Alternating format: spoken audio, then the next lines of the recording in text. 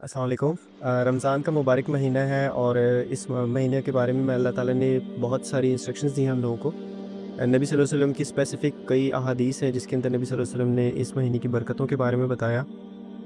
جیسے کہ نبی صلی اللہ علیہ وسلم نے فرمایا کہ بدبخت ہے وہ شخص، یا نبی صلی اللہ علیہ وسلم کے الفاظ یہ ہیں کہ ذلیل ہے وہ شخص جو شخص رمضان کو پائے اور اپنے گناہ نہ معاف کروا سکے۔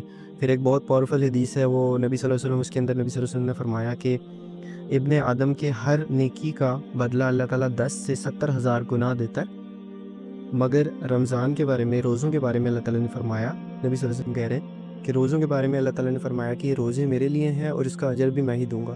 اب ذرا اس چیز کو اگر ہم غور کریں تو اس کی جو نیکی ہے اس کا بدلہ اللہ تعالیٰ نے ہم لوگوں کو بتایا نہیں۔ مطلب کئی ایسی چیزیں ہیں جن کے بارے میں، جیسے نماز کے بارے میں بتایا ہمیں، حج کے بارے میں، عمرے کے بارے میں، دوسری ڈیوریشنس کے بارے میں اللہ تعالیٰ نے ہمیں بتایا، مگر رمضان کے بارے میں، روزوں کے بارے میں اسپیسیفکلی اللہ تعالیٰ نے فرمایا کہ یہ روزے میرے لیے ہیں اور اس کا میں ہی اجر دوں گا۔ وہ کیا اجر ہوگا؟ وہ ہماری امیجنیشن سے بھی بڑھ کے۔ تو اس کے علاوہ قرآن پاک کے اندر جو اسپیسیفک آیات ہیں رمضان کے بارے میں، وہ سورہ بقرہ کی آیت نمبر 183 سے 185 ہے۔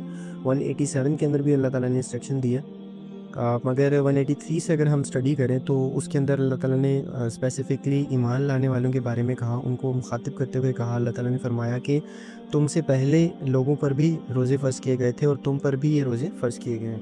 اور پھر آگے اللہ تعالیٰ نے فرمایا، اس کی وجہ بتائی، لعلکم تتقون، تاکہ تم لوگ تقوی اختیار کرو۔ اب تقوی کیا ہے؟ اللہ کی قربت، پرہیزگاری اور پاکی۔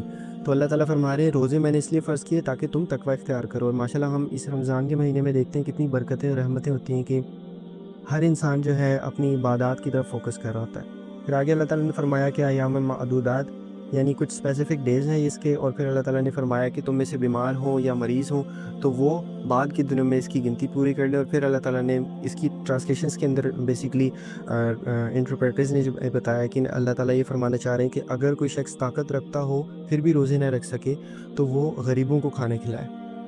اور پھر اللہ تعالیٰ نے آگے جو بڑی خوبصورت سٹیٹمنٹ دی، اللہ تعالیٰ نے فرمایا کہ اگر سمجھو تو روزے رکھنا ہی تمہارے لیے بہتر ہے۔ اور ہمیں پتہ ہے کہ آج اگر ہم اسٹڈی کریں تو آج پتہ چل رہا ہے چیزوں کا کہ جو فاسٹنگ ہے وہ کتنی زیادہ ہیومن باڈی کے لیے ضروری ہے۔ اور پھر آگے اللہ تعالیٰ نے جو لاسٹ 185 آیا تھا اس کے اندر اللہ تعالیٰ نے فرمایا کہ شہر رمضان، اس کے اندر، اس رمضان کے مہینے کے اندر اللہ تعالیٰ نے فرمایا کہ اللہ تعالیٰ نے قرآن پاک کو نازل کیا، ہم نے قرآن کو نازل کیا، یعنی ایک کسی چیز کی اسپیسیفیکیشن بتانی ہوتی ہے تو ہم اس کی کوالٹی بتا رہے ہوتے ہیں، اور رمضان کی کوالٹی بتانے کے لیے اللہ تعالیٰ نے فرمایا کہ ہم نے اس مہینے کے اندر قرآن پاک نازل کی۔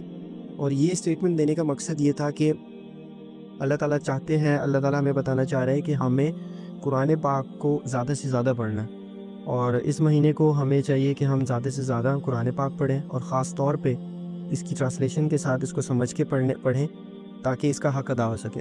جیسے قرآن پاک میں اللہ تعالیٰ نے فرمایا کہ ان آیات کو میں نے اتارا تاکہ لوگ اس پہ تدبیر کریں، اس پہ فکر کریں اور عقل رکھنے والے اس سے سبق حاصل کریں۔ تو اللہ تعالیٰ ہمیں قرآن پاک پڑھنے کی اور اس کے اوپر فوکس کرنے کی، اور جس طرح سے اللہ تعالیٰ نے سمجھانے کی کوشش کی اس طرح سمجھنے کی توفیق عطا فرمائے۔ اسپیسیفکلی اس مہینے، رمضان کے مہینے کے اندر اللہ تعالیٰ ہم سب کو زیادہ سے زیادہ اچھے عمل کرنے کی توفیق عطا فرمائے۔ جزاک اللہ خیر۔